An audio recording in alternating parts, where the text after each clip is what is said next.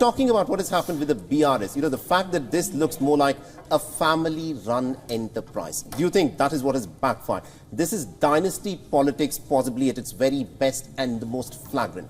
Is that what you think is actually backfired for the KCR? He's got his daughter in there, he's got his son in there, the son-in-law. All of them are in important government positions, and that is something that the people watch, and probably they'll not be very happy about. I think in the government, the father was the least important. Yeah. All others seem to be running the government. It was K.T. Ramarao who was running the government. He was the face of the government. And then the daughter. And then the son-in-law. Why do you think that is? And what does that tell us? One, about the strategy. Two, about what's happening behind the scenes and what will be panning out over the next 5 months. I think BRS will have to think really hard and whether it is possible, because you see, they're just like Congress. It's a family-run government. Yeah. I mean, it's a family-run party. So you can't dismiss the family members. So they are very much integral to your party. Right. So will they be able to change their tax? Will they be able to bring in other leaders, from other communities, give a broader picture to the party? Can that be done in the next 5 months? I don't know. It is going to be very, very difficult for them. So for the best option they will have is to align with BJP now, because India alliance may not want them, because the Congress wouldn't like them to be there. It's interesting that you point this out, because if you look at the state of Andhra Pradesh before it was bifurcated, the Congress was the dominant party there. Absolutely. It ended up losing power. And what has been Congress's track record in history is that in any state that it goes out of power, it finds it extremely hard to worm its way back. It's been witnessed in Uttar Pradesh, it's been witnessed in Tamil Nadu, in West Bengal. But in the case of Telangana, it ended up losing out because it was the party that allowed for the bifurcation. A lot of people were not convinced with the Congress's strategy there. But now the people are again reposing their faith in the Congress party. How do you read this return of the Congress in the region of the Telugu-speaking lands? I think they bungled in a very big way when they went about, bifurcating. They did a great mess of it. I mean, they did it almost towards the end of their tenure. Almost towards the end of the tenure. Yep. And then it was a last-minute decision which was imposed on the state without telling them which way the Hyderabad will go. Yep. I mean, all this mess had worked against their advantage, because they used to have, at one point of time, there were, I think, 43 seats in the combined Andhra Pradesh. They used to have majority, 37, 38. So all that was gone. And once the bifurcation took place, they came to zero in both the states. So look at the kind of paradox. I mean, they thought... Have the Telugu-speaking people actually now forgiven the Congress for what they did in terms of the bifurcation, which was so hodgepodge? Yeah. People were asking for the state of Telangana, but the manner in which Congress went about bifurcating the state, it left a bad taste in the mouth for a lot of people within the Telugu-speaking lands. Because suddenly you had two states and you had no idea where Hyderabad was going, and people were talking which is going to be our capital, and there was so much confusion which has continued even to this day.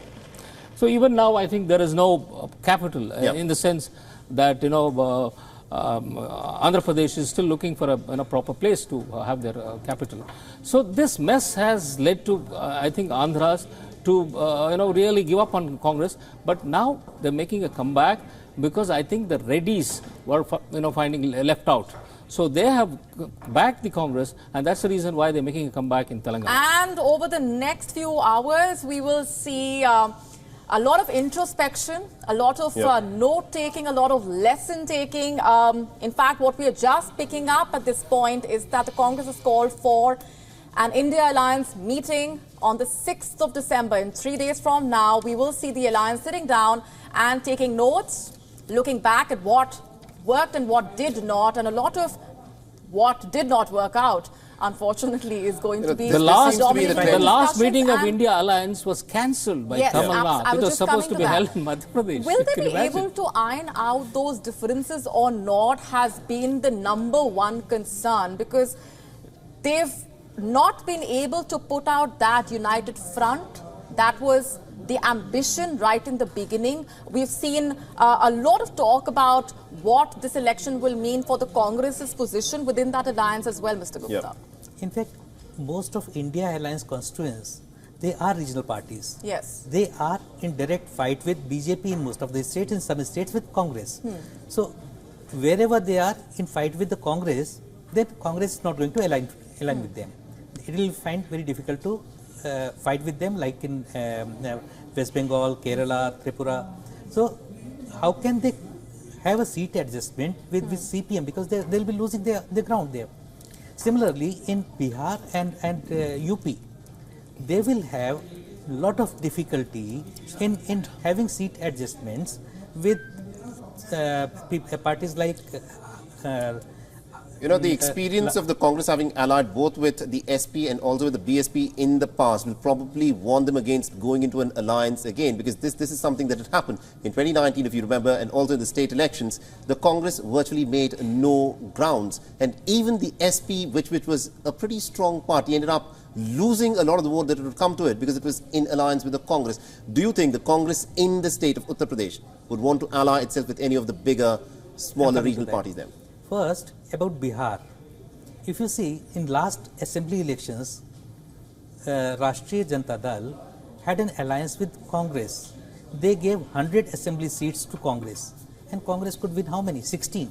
Yes. Whereas the feeling in RLD was that RJD, if they had contested, say about 50 of these seats which they gave to Congress, they would have formed the government on their own. Similarly, in UP also, Samajwadi Party is not going to concede any ground. So that is one thing. And one last thing I would like to point out about these elections.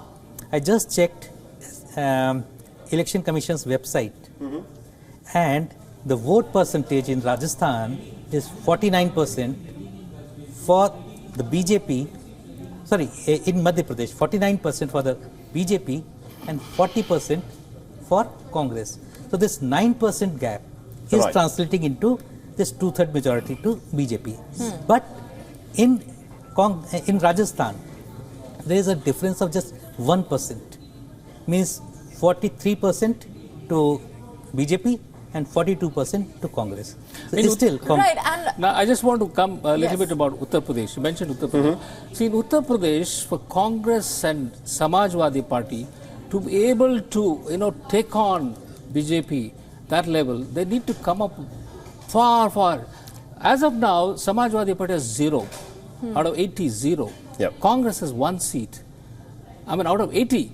Yep. So, whatever, they've tried all kinds of things, permutations, combinations, going together and then bringing in the BSP also online. We will see a lot of that permutation combination happening now onwards. So the one seat is the Raebareli seat, which also they won because the SP didn't contest. Right. Now this time I don't know whether the SP will give it to them.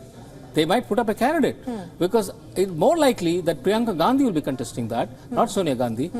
And will they be ready to support her? We need to see that also. And Mr. the other takeaway also just a second. Yes. I want to cut in about UP. In 2019 elections, Samajwadi Party had an alliance with BSP. Yeah. And BSP benefited from that alliance, and they won 10 seats, and Samajwadi Party got 5 seats, whereas Samajwadi Party is a bigger party. So that's why they are not inclined to have an alliance with BSP this time. So India alliance doesn't stand a chance right now. Absolutely. In Uttar Pradesh, it's going to be really, really hard. And also it's about the issues that the Congress has to pick up. And the alliances, more than the alliances, when you look at how strong a candidate that Bharatiya Janata Party has in Uttar Pradesh, in Yogi Adityanath, who's been unshakable for the last so many years, and also the fact that Ram Mandir is going to be inaugurated in the days ahead. It's impossible to see as to how the Congress and its allies will, of course, make any sort of I want to make a small correction in what you said. Samajwadi Party has 5 seats now. Right. So they have, last time they had 5 seats and Congress had 1. Right. Let's face it. The lesson here is quite clear. The messaging has been loud and clear coming in from the voters. It's a defeat for dynastic politics. Let's face it. And the Indian Prime Minister, as we've been discussing, has also been quite vocal about slamming these familial structures, these Parivarvad, as you rightly pointed out. We need to take exception to that. When you talk of dynastic politics, there is a lot of dynasty within the Bharatiya Janata Party as well, despite the fact that the Prime Minister and indeed the Home Minister says that there is no dynasty politics that we encourage. But if you look at many of the leaders within the Bharatiya Janata Party, you also see clear examples where the son of the leader, the daughter of the leader goes on to inherit some of the positions. If not the same position, then at least some of the plum postings that they get purely because of the fact that they are the son, the daughter of the respective leader. Dynasty politics is a crucial aspect of it. The people in India have been rejecting dynasty politics, but it still persists in many ways. We'll talk about a lot of, what worked for the BJP, what did not work for the Congress. Yes. And I think also, at the heart of it, yes, I think it's the agenda that the BJP brings. If you ask an average voter, what does BJP stand for? They'll have a clear answer. They'll say Vikas, they'll talk about... And those answers those are some of those issues. Those answers but if you ask about the Congress voter, what does Congress stand for? You don't have an immediate answer to that. Right, so I hold that thought there. I'll just come back to those key takeaways. What is the verdict coming in? It's, of course, been a crucial morning. At the moment, we're looking at these latest numbers that have been flashing on your screen consistently. Like we've been saying, it's been quite a morning here as far as the semi-final contest is concerned. My colleague Rahisha Sehgal standing by with the latest inputs. Rahisha, over to you. Thanks, Molly. It's been 3 hours since the initial counting started. Let's now take a look at the numbers as to where do they stand as of now. Let's start with Chhattisgarh as of now. Chhattisgarh, BJP has garnered 47 seats, while Congress has garnered 41 seats. There was a neck-and-neck competition in Chhattisgarh with initial trends suggesting that that Congress would be leading. But now, as the numbers stand, 47 seats for BJP and 41 seats for Congress. Let's also now move across to another state. We're talking about Madhya Pradesh here, where Madhya Pradesh has been a bastion state for BJP for decades. BJP here has garnered 137 seats. It has taken a massive lead, while Congress has garnered 91 seats in the state of Madhya Pradesh. So out of 230 seats, we're looking at those were the numbers in the state of Madhya Pradesh. While in Rajasthan, Rajasthan is a state where we generally see the anti-incumbency sentiment rising in the state of Rajasthan. And here now, BJP has garnered 116 seats, while Congress has garnered 67 seats. Again, BJP initial trends clearly show how BJP has taken a massive lead in Rajasthan. Moving on to another state, we are talking about now Telangana here, where BRS, the regional party there, has garnered 43 seats, while Congress has taken a massive lead in the state of Telangana with 65 seats, and BJP with 7 seats, and AIMIM with 3 seats. We were just talking about dynastic politics here, and how Telangana is a prime example of how the Congress has taken a massive lead over the BRS in the state of Telangana. Well, these were the numbers as to where the numbers stand at the moment. Back to you, Molly and Saleh. Thank you very much indeed, Rahisha. Those are, of course, the big numbers. And Molly, we were talking about celebrations in front of the Congress office just a little while back. But if you look at the celebrations that are unfolding at this moment, it's all a sea of orange. It is the BJP workers who are out on the streets. And this is what the scene looks like, indicated quite clearly by the number of seats that the BJP is, of course, projected to win. And this, of course, is a celebration that's going to go on in front of the Bharatiya Janata Party's office for quite some time.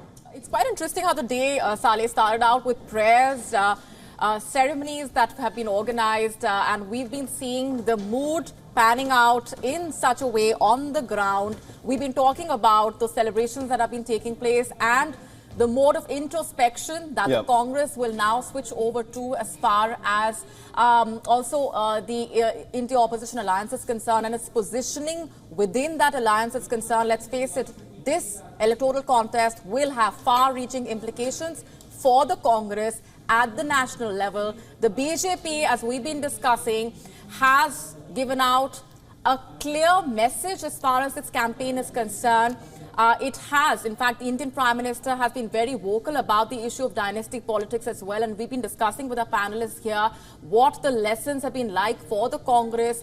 The campaign strategy, if you were to compare the BJP and the Congress, some of the issues that remained common as far as their manifestos are concerned and their poll promises and pledges are concerned, the issue of farmers' welfare, the issue of women empowerment, wooing the women voters, like we've been discussing, has been a very crucial aspect of those campaign strategies as well. But clearly, a lot has not worked out for the Congress.